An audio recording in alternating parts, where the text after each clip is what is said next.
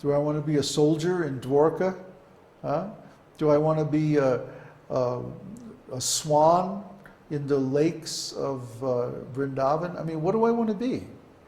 What do I want to be when I grow up? Is another question? What's that? I am scared. It's me. Oh, I wrote it. Oh. I am scared of speculating or desiring a relationship with Krishna, that later on I could realize it's not possible for me to do it, or it's not under my nature. Who else can tell you what your nature is? You're the only one who knows. I don't know. Well, if you don't know, then you have to chant. That's why we chant. And as we chant, all of these things gradually become clear. It's a long, gradual process. Both things are necessary. External study and service, and internal meditation and chanting and like that. Who else is going to know? Nobody can tell you what you feel inside. You have to yourself come to that realization. My question is, what if I think, yes, this is internal from me. But then I realize, or I get it's like I want to study guitar. And then this is my desire, yes. And I do all the effort, and then, no, you cannot study guitar. So your heart is broken. Well, let's use that as an example, okay? For a long time, you studied the guitar, and you even got in a rock band and everything, right? And then at a certain point, you realize, I want to do transcendental music, isn't it? Where you got your taste changed, right? But could you have, my question is this, could you have realized that without studying the rock and roll guitar for all those years? Or would there still be a part of you saying, well, what if I had done that? You know, what if I had... Do you understand what I'm saying? Sometimes you have to go through an experience to get to the other side of it and realize what's next for you. Just like I could never have had the aspiration to be a composer if I hadn't been a member of so many musical groups and had so many experiences and like that, you know? It's part of the path or something. It's part of the path, right. Just like there's different stages. You know that shloka by Rupa Goswami? That starts out, Adao Shraddha Sadhu Sango. I've quoted that shloka so many times. I don't know why you don't know it by now. Adao Shraddha. In the beginning there's faith. But that faith is very vague. It's preliminary actually. It's not even really devotional service. It's just a desire. I want to go into spiritual life. So we have some faith. Then sadhu sango. We start associating with sadhus, either by reading or by personal association, by joining some group or whatever. And then gradually we start to learn, I want to approach a guru and get initiation, because that's how I make progress in spiritual life. So then we start going in that direction. Now wait a minute, when we first started out at the stage of Shraddha, we didn't know that.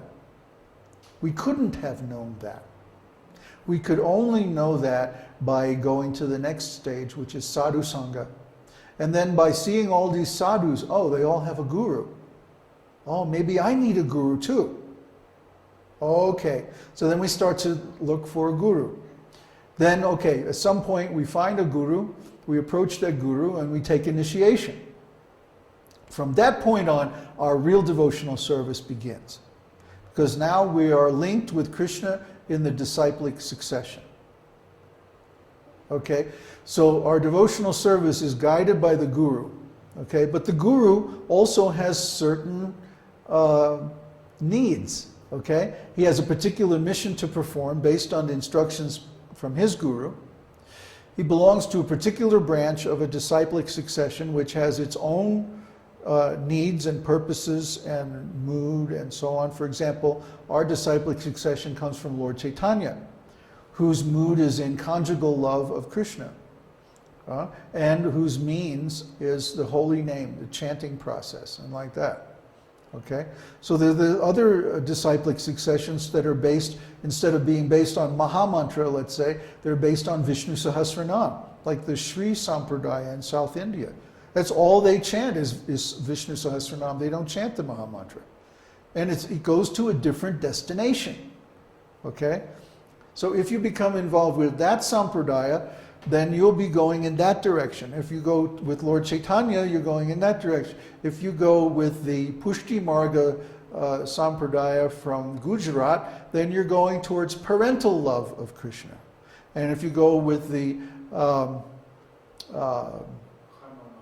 Hanuman people, okay, then you're going to Ramloka, Rama's pastimes. So the point is, you become engaged in service according to the guru and according to the lineage that you take initiation in. Then, at some point, you reach anartha nivritti. Anartha nivritti means the cessation of undesirable things. You actually, not just externally, but internally, give up the desire for material things, material enjoyment and like that.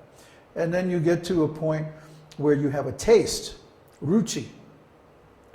And then beyond that you have attachment, ashakti.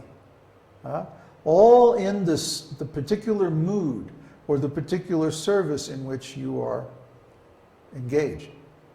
But at some point in all of this, you start to develop bhava. And bhava means love. Okay, it's actually preliminary ecstatic symptoms. Is technically what bhava is. But bhava is always based on a particular emotional taste. Okay? So one can have bhava like a servant for Ram, in the mood of Hanuman. Or one can have bhava in the mood of the queens of Dwarka for Krishna as Vasudev. Or one can have bhava as a servant, like Uddhava in Dwarka. Right? It's a different mood. Or one can have a mood like cowherd boys, or one can have a mood like a parrot in the forest of Vrindavan, bringing messages between Radha and Krishna.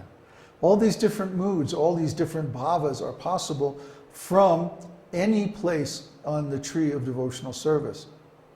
So at this point, that's when the actual eternal taste begins to become clear.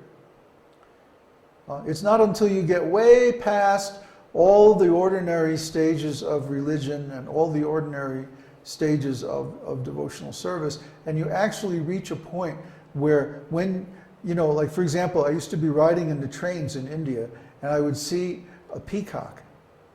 I would see a peacock. They're everywhere. They're like, I don't know, they're like chickens in Mexico. They're all over the place. So I would see a peacock running alongside the train or something like that, and I would feel ecstatic just from seeing a peacock. This is bhava. Okay? I would hear a nice kirtan in a particular mood. Some kirtans didn't do anything for me, but I would hear a certain particular kind of kirtan, and I would just go, oh, it would just be so fantastic. I would just stop everything and just dive into that kirtan. This is called bhava. Bhava means when a particular quality or aspect of God brings spiritual ecstasy. This is how you know. This is how you know. When you're reading a particular pastime in the scriptures, and it just it just goes, wow, oh, that's just the greatest thing. I mean, I can't imagine anything more fantastic than that.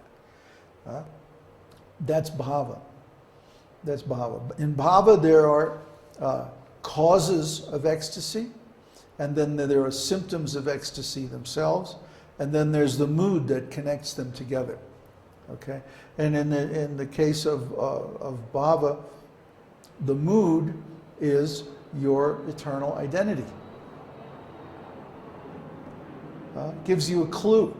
Right now you don't have a clue because you're deliberately avoiding spiritual ecstasy.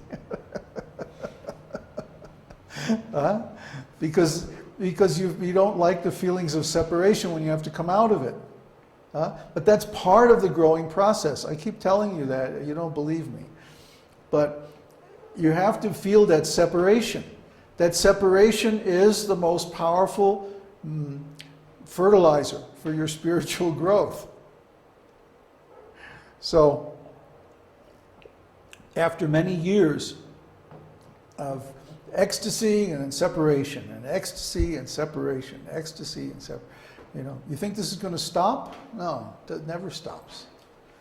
It just gets deeper and deeper and deeper and deeper until the separation turns into meeting, and the